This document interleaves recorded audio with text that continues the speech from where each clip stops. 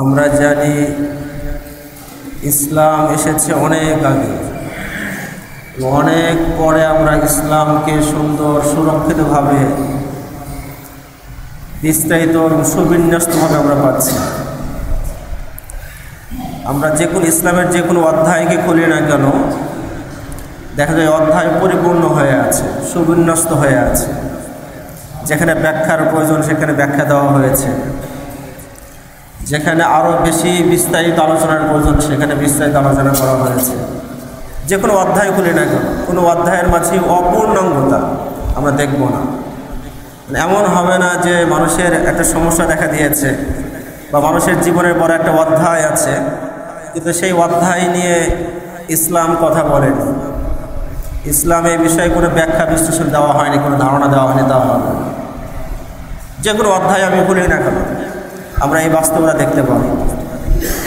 এখানে চিন্তার বিষয় হলো যে ইসলাম যে কোরআনের মাঝে এসেছে এবং হাদিসের মাঝে রাসূল করিম সাল্লাল্লাহু আলাইহি ওয়াসাল্লাম ইসলামের যে ব্যাখ্যা দিয়ে গেছেন, এরপরে এই ইসলামকে ব্যাখ্যা করার ক্ষেত্রে, ইসলামকে সহজ করার ক্ষেত্রে, আমাদের কাছে খুবই সহজভাবে উপস্থাপন করার ক্ষেত্রে হাজারো মানুষ, যুগে যুগে লক্ষাধিক ওলামা ইমাম ওনারা কাজ করে গেছেন।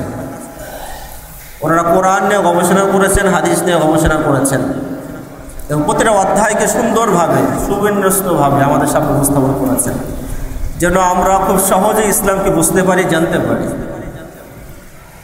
আজকে যে আমরা খুব সহজে ইসলামকে জানার সুযোগ পাচ্ছি, এর পিছনে অনেক ইমাম এবং উলামায়ে কেরামের অবদান আছে। ওনারা যদি যুগে যুগে এই গবেষণা না করতেন, রচনা লিখে না যেতেন, একটি আয়াত বা হাদিসের ব্যাখ্যা বিশ্লেষণ না করে যেতেন, তাহলে বর্তমান যুগের যুগ সমস্যার সমাধান খুঁজে পেতে বা আমাদের জীবনের সমস্যার সমাধান খুঁজে পেতে কষ্ট হয়ে যেত। তো যে সকল ইমাম আলিম কোরআন এবং হাদিসের ব্যাখ্যার ক্ষেত্রে সবচেয়ে বেশি অবদান রেখেছেন এবং যার অবদান আমরা নিজেরা এখনও ভোগ করছি, এখন যে আমরা মসজিদে বসে আছি এই মুহূর্তেও আমরা যার অবদান গ্রহণ করছি, এই মুহূর্তের মাঝেও যার অবদান আমাদের উপর আছে, এরকম একজন ইমাম হচ্ছেন ইমাম আবু হানিফা রাহিমাহুল্লাহ। আমরা হয়তো অনেকে নাম জানি, ইমাম আজম আবু হানিফা রাহিমাহুল্লাহ নাম শুনেছি। ইমাম আবু হানিফা রাহিমাহুল্লাহর অনেক অবদান আছে, অনেক কৃতিত্ব আছে, কিন্তু উনি সবচেয়ে বেশি প্রসিদ্ধি লাভ করেছেন হলো কোরআন এবং হাদিসের ব্যাখ্যার ক্ষেত্রে। উনি আমাদের সামনে একটা মাযহাব উপস্থাপন করেছেন। কোরআন এবং হাদিসকে গবেষণা করে, এটাকে নির্যাস করে, সুন্দরভাবে বিন্যস্ত করে, খুবই সহজ আকারে আমাদের সামনে ইসলামকে উপস্থাপন করেছেন। এটা সবচেয়ে বড় গুণ, বড় কৃতিত্ব। ইমাম আবু হানিফা রাহিমাহুল্লাহ যে মাযহাব আমাদের মাঝে রেখে গেছেন, মাযহাব মূলত কোরআন এবং হাদিসের ব্যাখ্যা। অনেক সময় আমরা মাযহাব শব্দের ক্ষেত্রে ভুল বুঝাবুঝি শিকার হই যে মাযহাব জিনিসটা কি। ইসলামের মাঝে প্রসিদ্ধ 4টি মাযহাব আছে, যেমন আবু হানিফা রাহিমাহুল্লাহর দিকে সম্বন্ধ করে একটি মাযহাব আছে হানাফি মাযহাব, মালিকি মাযহাব ইমাম মালিক রাহিমাহুল্লাহর দিকে সম্বন্ধ করে আছে, হাম্বলি মাযহাব আছে, শাফিঈ মাযহাব আছে। তো মাযহাব সম্পর্কে অনেক সময় আমাদের পরিষ্কার ধারণা নেই যে মাযহাব জিনিসটা কি। তো মাযহাব বিভিন্নভাবে এটাকে বোঝানো যায়, এটার সংজ্ঞা বিভিন্নভাবে দেওয়া যায়, কিন্তু খুবই সরল ব্যাখ্যা, সরল সংজ্ঞা হলো একটি মাযহাব হলো কোরআন এবং হাদিসের ব্যাখ্যা। কোনো ব্যক্তি যদি সরাসরি কোরআন না বোঝে, কোনো ব্যক্তি যদি সরাসরি হাদিস না বোঝে, তো তারও তো কোরআন মানতে হবে, তারও তো হাদিস মানতে হবে। তার কারণ কোরআন এবং হাদিসের বাইরে তো ইসলাম নাই। আমরা মুসলিম, ইসলাম এবং শরিয়া অনুযায়ী চলতে চাই। এখন যদি আমি কোরআন না বুঝি, হাদিস না বুঝি, তাহলে ইসলাম কোথায় পাবো, শরিয়ার বিবরণ কোথায় পাবো? তাহলে আমার জন্য ব্যাখ্যা দরকার। যে সরাসরি কোরআন বোঝে না তার জন্য কোরআনের ব্যাখ্যার প্রয়োজন আছে, যে সরাসরি হাদিস বোঝে না তার জন্য হাদিসের ব্যাখ্যার প্রয়োজন আছে। এই ব্যাখ্যার কাজটা কে করেছেন? ওই ইমামগণ করেছেন। ইমাম আবু হানিফা রাহিমাহুল্লাহ কোরআন এবং হাদিসকে স্টাডি করে কোরআন এবং হাদিসের ব্যাখ্যা আমাদের সামনে উপস্থাপন করেছেন, যেটাকে আমরা মাযহাব নামে চিনি। ইমাম মালিক রাহিমাহুল্লাহ কোরআন এবং হাদিসকে স্টাডি করেছেন, গবেষণা করেছেন, পড়ে কোরআন এবং হাদিসের একটা ব্যাখ্যা উপস্থাপন করেছেন, যেটা মালিকি মাযহাব নামে আমরা চিনি। তো অন্যান্য ইমামগণও কোরআন এবং হাদিসকে গবেষণা করেছেন, পড়ে কোরআন এবং হাদিসের ব্যাখ্যা উপস্থাপন করেছেন। তো মাযহাব মানা মানে কোনো ব্যক্তির পূজা করা না, কোনো ব্যক্তিকে অন্ধভাবে অনুসরণ করা না, বরং মাযহাব মানার অর্থ হলো কোরআন এবং সুন্নাহর উপর আমল করতে গিয়ে আমার ব্যাখ্যা দরকার হচ্ছে। যেহেতু আমি সরাসরি কোরআন বুঝি না, সরাসরি হাদিস বুঝি না, তাহলে ব্যাখ্যার প্রয়োজন। তো ব্যাখ্যাটা কার থেকে নিলাম? ইমাম আবু হানিফা থেকে আমি ব্যাখ্যাটা নিয়ে নিলাম। এটাই মাযহাব মানা। ইমাম আবু হানিফা রাহিমাহুল্লাহ যে ফিকহ চর্চা করেছেন, ফিকহের বিন্যাস করেছেন, ফিকহ মূলত কোরআন এবং হাদিসেরই ব্যাখ্যা। ইমাম আবু ইউসুফ রাহিমাহুল্লাহ, আবু হানিফা রাহিমাহুল্লাহর শাগিরদের মাঝে অন্যতম ইমাম আবু ইউসুফ রাহিমাহুল্লাহ, উনি একবার বলেছেন যে মা রাআইতু আ'লামা ফি তাফসিরিল হাদিস মিন আবি হানিফা মা রাআইতু আহাদান। আবু হানিফা রাহিমাহুল্লাহ যেভাবে হাদিসের ব্যাখ্যা করেন, এর চাইতে সুন্দরভাবে ব্যাখ্যাকারী আমি কাউকে দেখিনি। তাহলে আবু ইউসুফ রাহিমাহুল্লাহ তো কুফাতে ছিলেন, মদিনায় গেছেন, মক্কায় গেছেন, আরব বাগদাদে ছিলেন, লম্বা সময় কাজুল কুজার চিফ জাস্টিস ছিলেন। অনেক উলামার সাথে ওনার উঠা বসা হয়েছে, অনেকের সাথে কথা হয়েছে, অনেকের সাথে বিভিন্ন বিষয় নিয়ে আলোচনা হয়েছে। এমন একজন ব্যক্তি বলছেন যে হাদিসের ব্যাখ্যাকারী তো অনেক আছে, প্রত্যেক ইমামই হাদিসের ব্যাখ্যা করেছেন, কিন্তু ইমাম আবু হানিফা রাহিমাহুল্লাহ যেভাবে হাদিসের ব্যাখ্যা করেছেন, হাদিসের গভীর থেকে কথাগুলো যেভাবে তুলে এনেছেন, যেভাবে সুন্দরভাবে সুবিন্যস্তভাবে ইসলামকে উপস্থাপন করেছেন, এভাবে অন্য কাউকে আমি দেখিনি। আবু হানিফা রাহিমাহুল্লাহ যে ফিকহের চর্চা করেছেন, এটা মূলত হাদিসেরই ব্যাখ্যা, কোরআনেরই ব্যাখ্যা। হাদিসের জগতে আরেকজন বিশ্ববিখ্যাত ইমাম ইবনুল মুবারক রাহিমাহুল্লাহ, ওনার নাম আমরা অনেকেই শুনেছি। উনি তো পরিষ্কার বলেছেন যে লা তাকুলু রায়া আবি হানিফা, তোমরা এভাবে বলো না যে আবু হানিফার মত, তার ফিকহ, এভাবে বলো না, বরং তোমরা বলো যে এটা হাদিসের ব্যাখ্যা। তাহলে আবু হানিফা রাহিমাহুল্লাহ যে কথাগুলো বলেছেন, ফিকহের সাথে সংশ্লিষ্ট বা কোরআন এবং হাদিসের সাথে সংশ্লিষ্ট যে কথাগুলো বলেছেন, এগুলো মূলত কোরআন এবং হাদিসকে সহজে উপস্থাপন করার চেষ্টা করেছেন, কোরআনের ব্যাখ্যা দাঁড় করেছেন, হাদিসের ব্যাখ্যা দাঁড় করিয়েছেন। তো মাযহাব মানা হলো আবু হানিফা রাহিমাহুল্লাহর ব্যাখ্যাকে গ্রহণ করা। আমি কোরআন মানতে চাই, কোরআন বুঝি না, তাহলে ব্যাখ্যা নেব, কার থেকে নেব? আবু হানিফা রাহিমাহুল্লাহ থেকে নিচ্ছি। হাদিস মানতে চাই, হাদিসের ব্যাখ্যা বুঝি না, তাহলে ব্যাখ্যা কার থেকে নেব? আবু হানিফা রাহিমাহুল্লাহ থেকে নিচ্ছি। আবু হানিফা রাহিমাহুল্লাহ মূলত কোরআন এবং হাদিসের ব্যাখ্যা করে গেছেন। ইমাম আবু হানিফা রাহিমাহুল্লাহ একবার স্বপ্ন দেখেছেন যে উনি রাসূল কারীম সাল্লাল্লাহু আলাইহি ওয়াসাল্লামের যে রওজা মোবারক আছে, এটাকে উনি ফুঁড়ে তুলছেন এবং অনেক নিচে চলে গেছেন, যে হাড্ডিগুলো জমা করেছেন, জমা করে হাড্ডিগুলো বুকের উপর রেখেছেন। এটা ইমাম আবু হানিফা রাহিমাহুল্লাহর স্বপ্ন। এই স্বপ্ন দেখার পরে উনি একটু পেরেশান হয়ে গেছে যে কি স্বপ্ন দেখলাম এটা। পরে ওই সময় ইবনে সিরিন রাহিমাহুল্লাহর কাছে হয়তো উনি সরাসরি গেছেন বা কাউকে পাঠিয়েছেন, বিভিন্ন বর্ণনা আছে, এক এক বর্ণনার শব্দ এক এক রকম। তো ইবনে সিরিন রাহিমাহুল্লাহর কাছে যখন এই স্বপ্ন বলা হয়, তখন ইবনে সিরিন রাহিমাহুল্লাহ এই স্বপ্নের ব্যাখ্যা করেছেন এটা, যে ব্যক্তি স্বপ্ন দেখেছে উনি কোরআন এবং হাদিসের গভীরে প্রবেশ করবেন এবং গভীর থেকে কোরআন হাদিসের মর্মকে উদ্ধার করবে, কোরআনের ব্যাখ্যা করবে, হাদিসের ব্যাখ্যা করবে। এটাই বোঝানো হয়েছে। মানে কবর খনন করা মানে হাদিসকে খনন করে ভিতরে ঢুকবে, আয়াতকে খনন করে ভিতরে ঢুকে আয়াত এবং হাদিসের গভীরের কথাগুলো তুলে নিয়ে আসবে। আবু হানিফা রাহিমাহুল্লাহ যখন এই ব্যাখ্যা শুনেছেন তখন খুশি হয়ে গেছে। আবু হানিফা রাহিমাহুল্লাহ যে কাজ করেছেন, মাযহাব উপস্থাপন করেছেন, ফিকহের বিন্যাস করেছেন, এটা এক কথায় আমরা বুঝে নিতে পারি যে এটা কোরআন এবং হাদিসের ব্যাখ্যা। মাযহাব মানবো কি মানবো না, বিভিন্নভাবে এটা বোঝানো যায়। সহজ এটাই যে আমি কোরআন বুঝি না, কোরআন মানতে হবে, তাহলে কীভাবে মানবো? কারো ব্যাখ্যা নিয়ে মানবো। আর যদি ব্যাখ্যা না নিয়ে কোরআন মানতে চাই তাহলে তো কোরআন মানা হবে না, বরং উল্টাপাল্টা অনেক কিছু হয়ে যাবে সেখানে। আবু হানিফা রাহিমাহুল্লাহর অনেক অবদানের মাঝে বড় একটা অবদান হলো যে কোরআন এবং হাদিসকে নির্যাস করে গবেষণা করে উনি একটা ব্যাখ্যা উপস্থাপন করেছেন। আর ওনার ব্যাখ্যাটা হচ্ছে সবচাইতে সুন্দর এবং অনেক ব্যাপক, সার্বজনীন, সব যুগের জন্য এটা উপযোগী। যার কারণে আমাদের আকাবির এবং উলামা যারা আছেন ওনারা আবু হানিফা রাহিমাহুল্লাহর ব্যাখ্যাকে প্রাধান্য দিয়েছেন। আরও ব্যাখ্যা আছে, আরও মাযহাব আছে, কিন্তু আবু হানিফা রাহিমাহুল্লাহ মাযহাবকে কেন গ্রহণ করেছেন? যেহেতু অনেক ব্যাপক, সবার জন্যই ফিট হয়, সর্বযুগের জন্য উপযোগী। আরও অনেক যুক্তি আছে, অনেক দলিল আছে এটাকে প্রাধান্য দেওয়া। এবং বড় একটি বিষয় হলো যে আবু হানিফা রাহিমাহুল্লাহ হচ্ছে তাবেঈ। রাসূলের পরে উম্মতের যতগুলো স্তর আছে তার মধ্যে 3টে স্তর কে রাসূল করিম সাল্লাল্লাহু আলাইহি ওয়াসাল্লাম শ্রেষ্ঠ বলেছেন। উম্মতের মাঝে 3 শ্রেণীর উম্মত সবচেয়ে শ্রেষ্ঠ হবে, কল্যাণময় হবে। সহিহ হাদিসের মাঝে রাসূল করিম সাল্লাল্লাহু আলাইহি ওয়াসাল্লাম বলেছেন যে খায়রুন নাসি কারনি, শ্রেষ্ঠ মানুষ হচ্ছে আমার সময় যারা আছে, সুম্মাল্লাযীনা ইয়ালুনাহুম, এরপরে পরবর্তী যারা আসবে, তারপরে পরবর্তী যারা আসবে। এভাবে সাহাবার স্তর, সাহাবাদের সাগরিদ যারা আছে তাদের স্তর, এবং তাদের সাগরিদ যারা আছে তাদের স্তর, 3টে স্তরকে রাসূল করিম সাল্লাল্লাহু আলাইহি ওয়াসাল্লাম শ্রেষ্ঠ এবং কল্যাণময়, মঙ্গলময় হিসেবে ঘোষণা দিয়েছেন। মানে এই 3 স্তরে যারা থাকবে তাদের ব্যাপারে রাসূল করিম সাল্লাল্লাহু আলাইহি ওয়াসাল্লাম বিশেষ ঘোষণা আছে। এক হাদিসে রাসূল করিম সাল্লাল্লাহু আলাইহি ওয়াসাল্লাম বলেছেন যে তুবা লিমান রাআনি, ওই ব্যক্তির ভাগ্য অনেক ভালো, খুবই সুন্দর তার ভাগ্য যে আমাকে দেখেছে।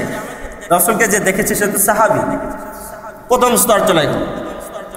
এরপরে লিমান রাআ মান রাআনি, অর্থাৎ ওই স্তর যারা আমাকে দেখে নাই কিন্তু যারা আমাকে দেখেছে তাদেরকে তারা দেখেছে, এদেরকে বলা হয় তাবেঈ।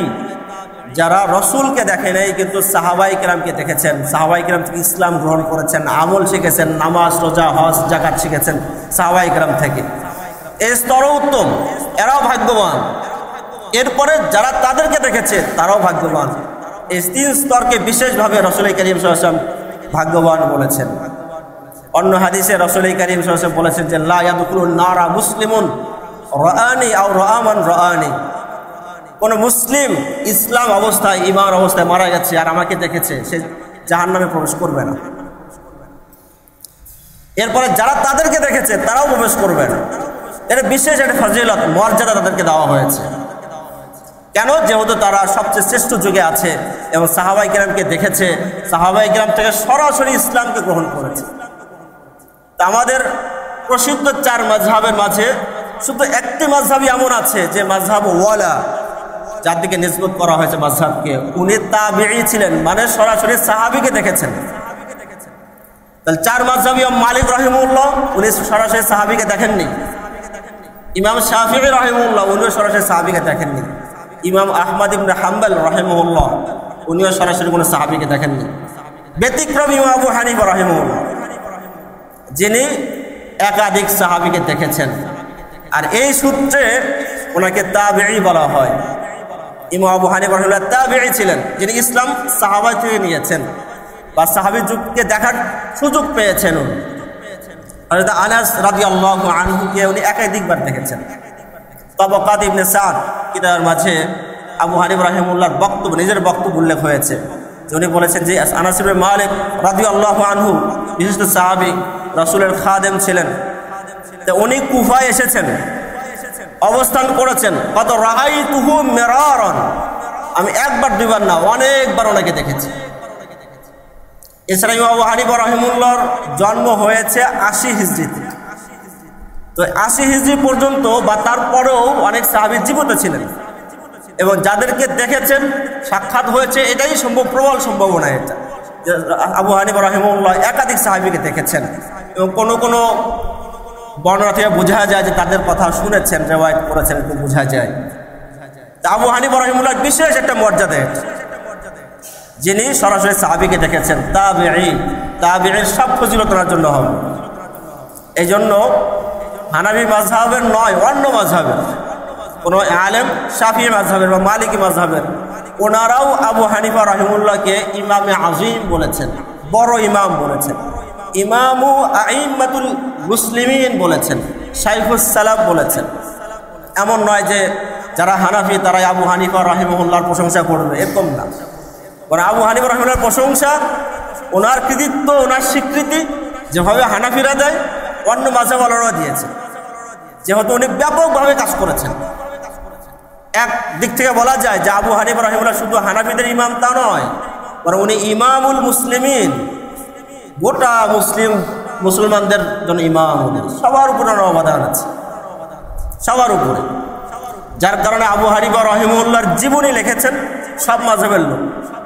অনেক সময় হয় না যে আমাদের মাযহাবের কোনো ইমাম বা কোনো আলেম তার জীবনী আমরা লিখবো, এটাই তো স্বাভাবিক, হানাফিরা লিখবে, এটাই স্বাভাবিক। কিন্তু আবু হানিফা রাহিমাহুল্লাহ এমন ইমাম যার জীবনী হানাফিরা লিখেছে, যার জীবনী মালিকি মাযহাবের লোক লিখেছে। ইবনে আব্দুল বার রাহিমাহুল্লাহ মালিকি মাযহাবের বড় ইমাম, উনি আবু হানিফা রাহিমাহুল্লাহর জীবনী লিখেছেন। ওনার জীবনী ইমাম শাফি রাহিমাহুল্লাহর মাযহাবের যারা আছে তারাও লিখেছে, একাধিক জন লিখেছেন। সালেহ রাহিমাহুল্লাহ ওনার প্রসিদ্ধ কিতাব আছে উকুতুল জুমান, আবু হানিফা রাহিমাহুল্লাহর জন্য অনেক বিশাল বড় জীবনী লিখেছেন। ইবনে হাজার মাক্কি রাহিমাহুল্লাহ উনি আল খায়রাতুল হিসান লিখেছেন, আবু হানিফা রাহিমাহুল্লাহর জীবনী। ইমাম সুয়ুতি রাহিমাহুল্লাহ উনিও শাফিঈ, কিন্তু আবু হানিফা রাহিমাহুল্লাহর জীবনী লিখেছেন তাবয়ীজুস সাহিফা। তাহলে দেখেন অন্য মাযহাবের বড় বড় আলিম, বড় বড় ইমাম, তারাও আবু হানিফা রাহিমাহুল্লাহর জীবনী লিখছেন। এমনকি আহমদ ইবনে হাম্বল রাহিমাহুল্লাহর মাযহাবকে অনুসরণ করে, হাম্বলি মাযহাবকে অনুসরণ করে এমন অনেক আলেম এবং ইমাম, তারাও আবু হানিফা রাহিমাহুল্লাহর জীবনী লিখেছেন। ইবনে আব্দুল হাদি প্রসিদ্ধ ইমাম, উনি মানাকিবুল আইম্মাহ কিতাব লিখেছেন। পরবর্তী ইবনুল মিবরাদ উনি আবু হানিফা রাহিমাহুল্লাহর জীবনী লিখেছেন তানবীরুস সাহিফা। তো এটা বোঝাতে যাচ্ছি যে আবু হানিফা রাহিমাহুল্লাহ যে ফিকহের চর্চা করেছেন এটা শুধু নির্দিষ্ট সম্প্রদায় বা নির্দিষ্ট শ্রেণীর জন্য নয়, বরং এটা সবার জন্য। ওনার অবদান ব্যাপক, আর এটার স্বীকৃতি সবাই দেয়। আবু হানিফা রাহিমাহুল্লাহর ব্যাপারে কেউ কেউ সমালোচনা করে, এই সমালোচনার জবাব শুধু হানাফিরা দিয়েছে তা নয়, মালিকিরাও দিয়েছে, শাফিঈরাও দিয়েছে, হাম্বলিরাও দিয়েছে, অন্য অন্য মাযহাবের ইমাম যারা আছে তারাও আবু হানিফার বিপক্ষে যারা কথা বলে, যারা সমালোচনা করেছে তাদের জবাব দিয়েছেন।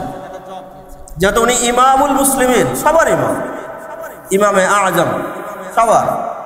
তো আবু হানিফা রাহিমাহুল্লাহর যে বিশেষ বিশেষ যে অবদানগুলো আছে তার মধ্যে বড় অবদান হচ্ছে মাযহাব।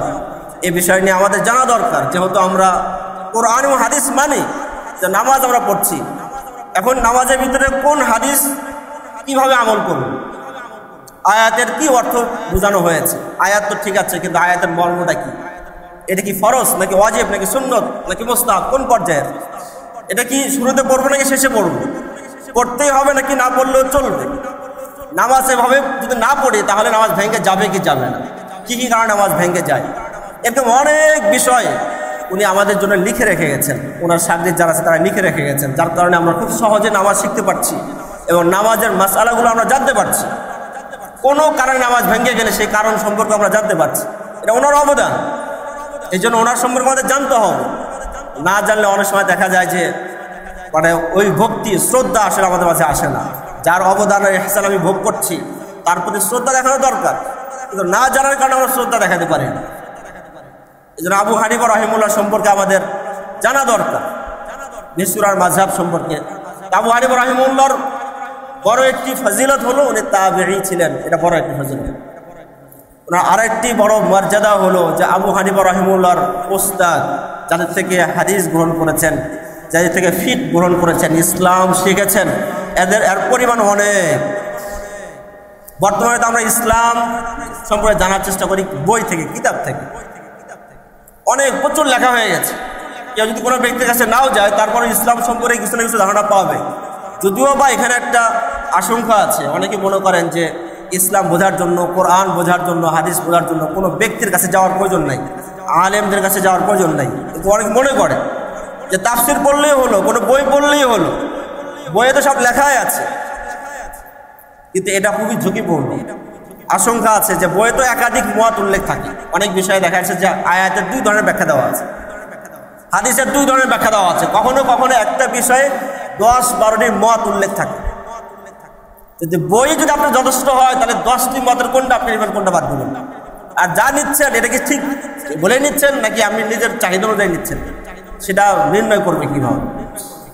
এই জন্য শুধু বই পড়েই ইসলাম জানা, শুধু তাফসিরের কিতাব পড়ে কোরআনকে বোঝার চেষ্টা করা অনেক সময় তোকে ভুল পথে নিয়ে যেতে পারে। এই জন্য অবশ্যই আপনার শিক্ষক থাকতে হবে, কোনো একজন আলিমের স্বর্ণপূর্ণ হতে হবে। তো এই যখন এত কিতাব লেখা হয়নি, এত রচনা বই ছিল না, তখন তো ইসলাম সরাসরি আলেম বা শিক্ষকের কাছ থেকে শিখতে হতো, ওস্তাদের কাছে যে বসতে হতো, ওনার থেকে শুনতে হতো, সরাসরি শুনতে হতো। এই জন্য অনেক সময় দেখা যাচ্ছে যে একটি হাদিসের জন্য এক শহর থেকে আর এক শহরে সফর করতে হয়েছে, শুধু একটি হাদিস জানার জন্য আর এক শহর থেকে আর এক শহরে যেতে হয়েছে। ইমাম আবু হানিফা রাহিমাহুল্লাহ সহ অনেক ইমাম আছেন যারা বিভিন্ন উলামাদের কাছে যে ইসলাম শিখেছেন, কোরআন শিখেছেন, হাদিস শিখেছেন, মাসআলা মাসাইল শিখেছেন, এবং অনেকের অনেক ওস্তাদ আছে। ইমাম বুখারী রাহিমাহুল্লাহর নাম আমরা শুনেছি, ওনার অনেক ওস্তাদ আছে। কোনো কোনো বর্ণনা আছে ওনার ওস্তাদ প্রায় 1080 জন ওস্তাদ আছে, যাদের থেকে বিভিন্নভাবে ওনারা হাদিস গ্রহণ করেছেন বা ইসলামের বিভিন্ন বিষয় গ্রহণ করেছেন। তার অনেক ওস্তাদ। তো এক সময় আলোচনা এসেছে আবু হানিফা রাহিমাহুল্লাহ কতজন ব্যক্তি থেকে, কতজন ওস্তাদ থেকে, কতজন শাইখ থেকে উনি ইসলাম গ্রহণ করেছেন, হাদিস গ্রহণ করেছেন, বা দ্বীনের শরিয়ার বিভিন্ন বিষয় উনি গ্রহণ করেছেন, কতজন, এটা হিসাব করা হোক। আবু হাফস রাহিমাহুল্লাহ উনি হিসাবে লাগিয়ে দিয়েছেন। পরে দেখা যাচ্ছে ওনার ওস্তাদের সংখ্যা 4000। তার মানে উনি 4000 আলেম থেকে ইসলাম এবং শরিয়া সম্পর্কে তথ্য, জ্ঞান, ইলম অর্জন করেছেন। তাহলে চিন্তা করেন যে একজন ব্যক্তির মাঝে কোরআন এবং হাদিস গবেষণার ক্ষেত্রে, ইলম অর্জন করার ক্ষেত্রে কত বেশি আগ্রহ, তীব্র আগ্রহ থাকলে উনি এতজন ব্যক্তির কাছে যেতে পারেন এবং প্রত্যেকের কাছ থেকে এভাবে মাসআলা, হাদিস, ফিকহ উনি অর্জন করতে পারেন। অনেক সময় মনে হয় যে আবু হানিফা রাহিমাহুল্লাহর অনেক রেওয়ায়েত আছে হাম্মাদ ইবনে আবি সুলাইমান, একজন শাইখ থেকে। কেউ কেউ মনে করেন যে আবু হানিফা রাহিমাহুল্লাহ তো শুধু ওনার থেকেই হাদিস পড়েছেন, আর কারো থেকে পড়েননি। এই কথা ঠিক না। উনি অসংখ্য শাইখ থেকে হাদিস পড়েছেন।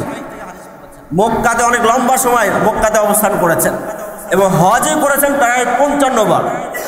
তো হজ করার অর্থই হলো যে হজের মৌসুমের মাঝে পুরা বিশ্ব থেকে ওলামায়ে কেরাম ওখানে একত্রিত হন এবং অনেকেই এই অপেক্ষায় থাকে যে হজের মৌসুম কখন আসবে, যখন বিশ্বের বিভিন্ন ওলামায়ে কেরাম মক্কায় একত্রিত হবেন, মদিনায় একত্রিত হবেন, আর খুব সহজে তাদেরকে পাওয়া যাবে এবং তাদের থেকে ইলম নেওয়া যাবে, তাদের থেকে হাদিস নেওয়া যাবে। অনেকে অপেক্ষায় ছিলেন ওই সময়, থাকতেন অপেক্ষায়। আবু হানিফা রাহিমাহুল্লাহ এতবার হজ করেছেন, তার মানে বিশ্বের ওলামায়ে কেরামের সাথে একটা সম্পর্ক হয়ে গেছে। সবার থেকে উনি উপকৃত হওয়ার, ইলম এবং তথ্য সংগ্রহ করার সুযোগ পেয়ে গেছেন। এইভাবে উনি অসংখ্য ওস্তাদ থেকে উনি ইলম অর্জন করেছেন এবং ওনার ওস্তাদদের ফিরিস্ট, লিস্ট অনেক বিশাল বড় এবং শাগিরদের লিস্ট, ফিরিস্ট অনেক বড়। আবু হানিফা রাহিমাহুল্লাহর মানাকিবের কিতাব যারা লিখেছেন, ওনার জীবনী যারা লিখেছেন, তারা ওই ওস্তাদদের নাম উল্লেখ করেছেন যে অমুক অমুক অমুক আবু হানিফা রাহিমাহুল্লাহ ওস্তাদ, তার থেকে উনি হাদিস নিয়েছেন বা কোনো ফিকহ নিয়েছেন, যে কোনো ইলম, যে কোনো একটা বিষয় নিয়েছেন, উনি তাদের নাম উল্লেখ করেছেন। আপনারা হয়তো খুব কমই শুনতে পাবেন এরকম যে একজন ব্যক্তি তার জীবনী লেখা হবে আর ওই জীবনীটা পড়ানো হবে, মানে শুধু একজন ব্যক্তির জীবনী, এটা ব্যাপকভাবে পড়ানো হবে। খুব কম ব্যক্তির ক্ষেত্রে এটা হয়েছে।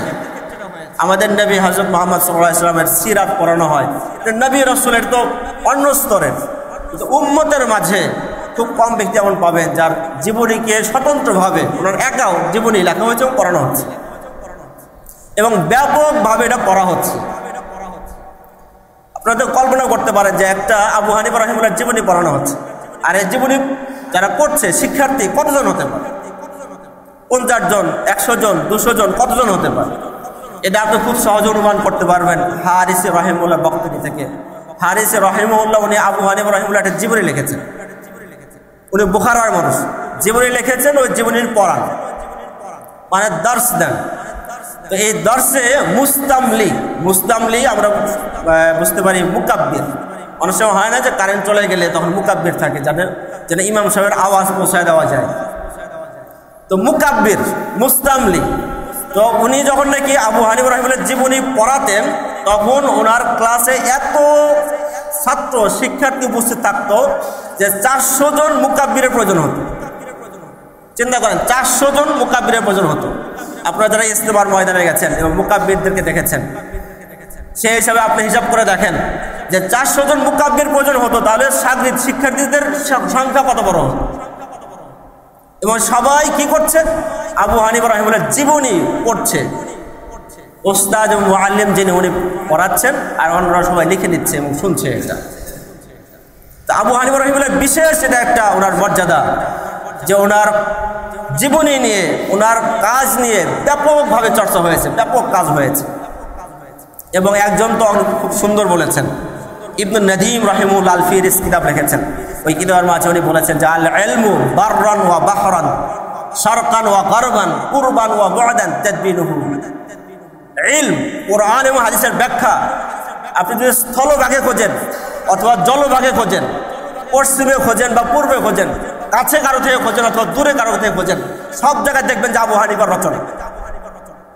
তাহলে দেখেন আবু হানিফা রাহিমাহুল্লাহ ইলম কোরআন হাদিসের ব্যাখ্যা পুরা পৃথিবীর মাঝে কিভাবে আল্লাহ ছড়াই দিচ্ছে, কোনায় কোনায় চলে গেছে। শুধু হিন্দুস্তানে না, আফ্রিকাতে যান সেখানে আবু হানিফা রাহিমাহুল্লাহর কোরআন হাদিসের ব্যাখ্যা পেয়ে যাবেন। আরব দেশে যান সেখানেও পেয়ে যাবেন, যেখানে যাবেন আবু হানিফা রাহিমাহুল্লাহর মাযহাব, ওনার কওল মত, ওনার কোরআন হাদিসের ব্যাখ্যা পেয়ে যাবেন। এটা আল্লাহর পক্ষ থেকে বিশেষ মেহেরবানি, বিশেষ মেহেরবানি যে এত দ্রুত অল্প সময়ের মাঝে ওনার এই ইলম ছড়িয়ে দিয়েছেন। আমরা এই বাংলাদেশে বসে আছি, একদম বাংলাদেশের ছোট্ট একটা মসজিদ আমরা বসে আছি, এই জায়গাতেও আমরা যারা আছি তারা আবু হানিফা রাহিমাহুল্লাহর ব্যাখ্যা গ্রহণ করছি। আর উনি ব্যাখ্যা কোথায় করেছেন? সেই কোথায় ইরাকের কুফায় বসে ব্যাখ্যা করেছেন, আর আমরা এখানে আমল করতেছি। এটা যদি আল্লাহ তাআলার বিশেষ মেহেরবানি না হতো তাহলে এটা এত ব্যাপক হতো না। আবু হানিফা রাহিমাহুল্লাহ এটা বিশেষ মর্যাদা, এটা যে ওনার ইলমকে আল্লাহ তাআলা ব্যাপক করে দিয়েছেন এবং ওনার ইলম পৌঁছানেওয়ালা যারা ওনার ইলমকে নিবে, ওনার থেকে গ্রহণ করবে, অন্যদের কাছে পৌঁছাবে, এরকম অনেক লোক তৈরি করে দিয়েছেন। এটা বিশেষ একটা মর্যাদা আবু হানিফা রাহিমাহুল্লাহ। এবং আবু হানিফা রাহিমাহুল্লাহর আরও অনেক গুণাগুণ আছে। আমরা ওনার খুবই প্রাথমিক বিষয়ের কয়েকটি দিক নিয়ে আমরা আলোচনা করলাম এবং ওনার প্রাথমিক বিষয়ের বা জীবনের সবচাইতে ওতপ্রোত বিষয় যেটা ছিল এবং প্রত্যেক জীবনে কার এই বিষয়টা উল্লেখ করেছেন সেটা হলো আবু হানিফা রাহিমাহুল্লাহর ইবাদত। উনি কত বেশি ইবাদত করতেন।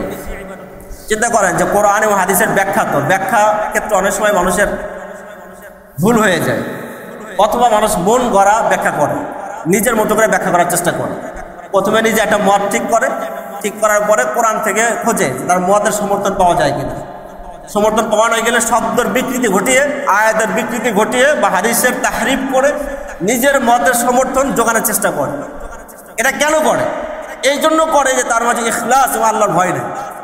যদি ইখলাস পরিপূর্ণ থাকতো, আল্লাহর ভয় পরিপূর্ণ থাকতো, তাহলে সে কখনোই কোনো আয়াতের বিকৃতি করতো না, কোনো হাদিসের নিজের মতলব বোঝানোর জন্য, নিজের কথাকে প্রমাণ করার জন্য হাদিসের উল্টাপাল্টা ব্যাখ্যা করতো না। এই জন্য কোনো ইমামকে মানবো কি মানবো না, কোনো ব্যক্তিকে গ্রহণ করব কি করব না, এর পিছনে যে বিষয়গুলো দেখতে হয় তার মধ্যে বড় বিষয় এটা যে তার দ্বীনের হালাত কেমন, উনি মুখলিস ছিলেন কিনা, ইখলাস ওনার ছিল কিনা, তাকওয়া ছিল কিনা, কি পরিমাণ উনি আল্লাহরকে ভয় করতেন। যে বেশি আল্লাহকে ভয় করবে সে কখনোই না বুঝে কোনো কথা বলবে না, বিশেষ করে শরীয়তের ক্ষেত্রে কোনো কথা বলবে না। এই জন্য ইমাম আবু হানিফা রাহিমাহুল্লাহ জীবনী যারা লিখেছেন তারা এই বিষয়টা গুরুত্ব সহকারে উল্লেখ করেছেন। আবু হানিফা রাহিমাহুল্লাহ কি পরিমাণে ইবাদত করতেন, কি পরিমাণ আল্লাহকে ভয় করতেন, কি পরিমাণ উনি ইখলাস ধারণ করতেন, গুরুত্ব সহকারে উল্লেখ করেছেন। আবু হানিফা রাহিমাহুল্লাহর ইবাদতের বিবরণ মানে অল্প সময় দেওয়া সম্ভব না। আবু হানিফা রাহিমাহুল্লাহ উনি 40 বছর এমন হয়েছে যে এশার ওযু দিয়ে ফজর নামাজ পড়েছেন।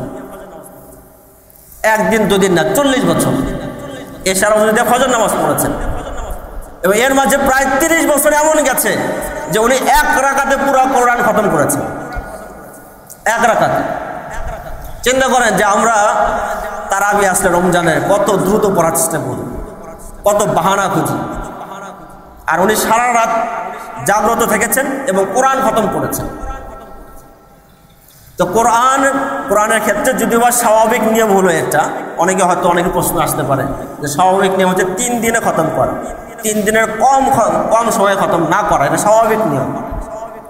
হাদিসের মাঝে রাসূল করিম সাল্লাল্লাহু আলাইহি ওয়াসাল্লাম বলেছেন যে 3 দিনের কমে যদি কেউ খতম করে তাহলে সে কোরআন বুঝবে না, লা ইয়াফকা, কোরআনের যে মর্ম সে বুঝতে পারবে না স্বাভাবিকভাবে। কিন্তু কোনো ব্যক্তি যদি এমন হন যে কোরআনই তার সব পুরা দিনের কাজ এবং উনি সক্ষম, দ্রুত পড়েও কোরআনের মর্মে বুঝতে পারেন, কোরআন নিয়ে ভাবতে পারেন, কোরআনের নিগুড় রহস্যকে উনি উদ্ধার করতে পারেন, উনি ব্যতিক্রম, ওনার জন্য অনুমতি আছে।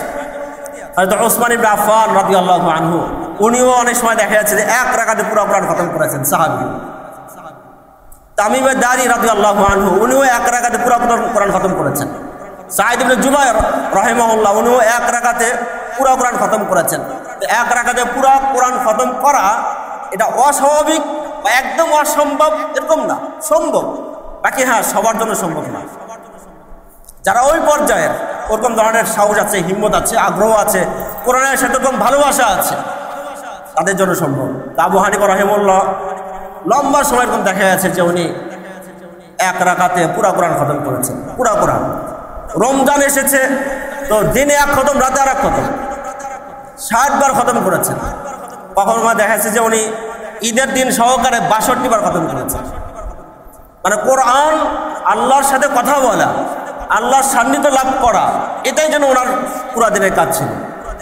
এই জন্য একজন বলেছেন যে যদি তুমি আবু হানিফা রাহিমাহুল্লাহকে দেখো, লাউ রাআইতা আবু হানিফা ইউসাল্লি, আবু হানিফা রাহিমাহুল্লাহ যদি দেখো যে উনি নামাজ পড়ছেন, তাহলে তুমি মনে করবা যে নামাজই মনে হয় ওনার কাজ, আর কোনো কাজ না। মানে উনি এত গভীরভাবে, এত গুরুত্ব সহকারে নামাজ পড়তেন, দেখলে মনে হয় যে এটাই ওনার কাজ, আর কোনো কাজ না। মিসআর ইবনে কিদাম বড় একজন ইমাম, ইমামুল হাদিস, হাফিজুল হাদিস, উনি একদিন মসজিদে এসেছেন, কুফার মসজিদে এসে দেখছেন যে একজন ব্যক্তি নামাজ পড়ছেন অনেক লম্বা কেরাত দিয়ে। পরে চিন্তা করলেন যে হয়তো কিছু পর উনি রুকু করবেন। পরে দেখলেন যে না, এই কেরাত শেষ করার পরে আবার শুরু করলেন, আর সূরা শেষ করে আবার শুরু করলেন। ভাই অর্ধেক কোরআন শেষ হয়ে গেল, এরপরে পুরা শেষ হয়ে গেল কোরআন। অন্যদিকে কি ফজরের রক্ত হয়ে গেছে, ওনার নামাজও শেষ হয়ে গেল। তো মিসআর ইবনে কিদাম উনি অবাক হয়ে গেছেন এবং চিন্তা করতেছেন লোকটা কি হবে। পরে ঘুরে দেখেন যে ইনি আবু হানিফা রাহিমাহুল্লাহ। পরে চিন্তা করেছেন যে হয়তো একদিন খুব জজবা এসে গেছে, খুব আগ্রহ এসে গেছে, সারা রাত নামাজ পড়েছেন, একদিনে হয়তো করেছেন, আর হয়তো করবেন না। পরের দিন এসে দেখেন যে ঠিক উনি বসে দাঁড়িয়ে আছেন নামাজে, তারপরের দিন দাঁড়িয়ে আছেন, তারপরের দিন দাঁড়িয়ে আছেন। তার মানে আবু হানিফা রাহিমাহুল্লাহ লাগাতার এভাবে সারা রাত কি করতেন, নামাজ পড়তেন। কিভাবে সম্ভব হয়েছে? আল্লাহ তাআলা ওনাকে বিশেষভাবে কি করেছেন, এই মর্যাদা দিয়েছেন। যেমন ওসমান ইবনে আফফান রাদিয়াল্লাহু আনহু সবসময় কোরআন পড়তেন, এটা প্রসিদ্ধ, সাহাবায়ে কেরামের মাঝে প্রসিদ্ধ, উনি সবসময় কোরআন পড়তেন। এক রাকাতে পুরো কোরআন খতম করা অনেক সাহাবী পারেন, কিন্তু উনি পেরেছেন। এটা ওনার প্রতি আল্লাহ তাআলার বিশেষ মর্যাদা, বিশেষ ফজল, মেহেরবানি। ওরকম আবু হানিফা রাহিমাহুল্লাহর প্রতিও আল্লাহর বিশেষ ফজল এবং মর্যাদা, ফজিলত দেওয়া ছিল, যার কারণে এই কাজগুলো করতে পেরেছেন। আবু হানিফা রাহিমাহুল্লাহর এই কোরআন তেলাওয়াত, কোরআনের সাথে ওনার কী সম্পর্ক, নামাজের সাথে ওনার কী সম্পর্ক, কীভাবে ইবাদত করতেন, কীভাবে আল্লাহর সাথে কথা বলতেন, মানুষের সাথে চলতেন, এই বিষয়গুলো নিয়ে আমরা ধারাবাহিক আলোচনা করতে থাকবো ইনশাআল্লাহ। তার কারণ যেহেতু ওনার নাম আমরা প্রায়ই শুনি, ওনার থেকে আমাদের অনেক শেখার আছে, শিক্ষা নেওয়ার আছে সবারই। আমরা যে মাযহাবের হই না কেন, ওনার জীবন থেকে শেখার বিষয় আছে। যদি ওনার জীবন নিয়ে আলোচনা করি তাহলে হয়তো আমাদের জীবনের সাথে মিলে যেতে পারে এবং ওনার থেকে অনুপ্রেরণা গ্রহণ করতে পারি। আল্লাহ তাআলা আমাদেরকে বড়দের জীবনী পড়া, জানা এবং ওনাদের জীবন থেকে গ্রহণ করা এবং অনুপ্রেরণা নেওয়ার তৌফিক দান করেন। আমিন।